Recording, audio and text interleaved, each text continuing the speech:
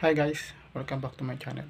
Nga pala guys, meron ulit akong ituturo sa inyong lutuin. So guys, ito ay magsasaing tayo guys ng isdang kurinding o tulingan. Yung kurinding guys is medyo mas maliit kaysa sa tulingan ha guys ha. Yun ang tawag sa amin dito. So ipapakita ko sa inyo kung anong itsura noon. Hindi ko lang din alam guys kung kasing tawag din yun sa inyo o sa ibang lugar na makakapanood nito. So disclaimer lang guys ha.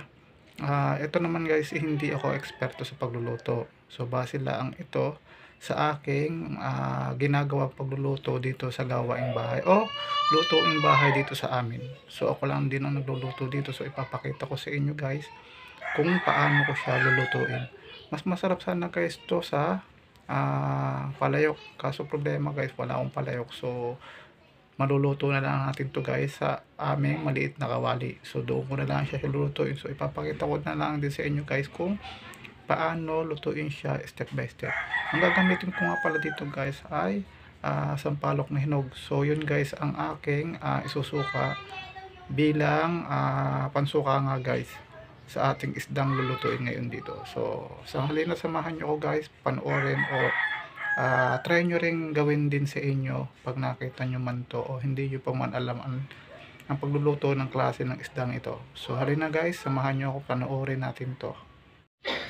So ito nga guys, nagpirat ako ng bawang at nagayat ako dito ng luya. So mayroon paminta, so bechin, syempre asin, at syempre yung ating isusuka na sampalok na hinog. So yan guys.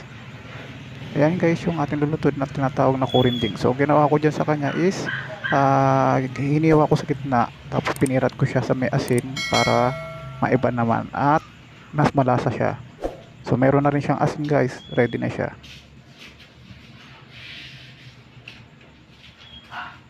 So ganyan lang guys.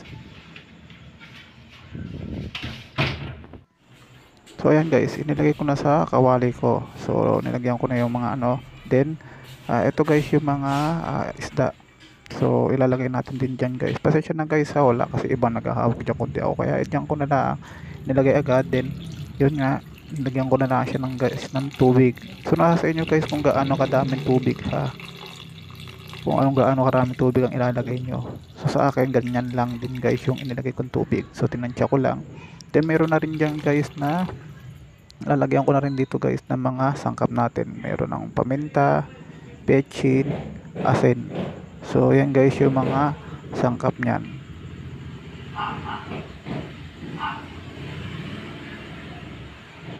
So ayan guys, pinakuluan ko na siya guys. So yan,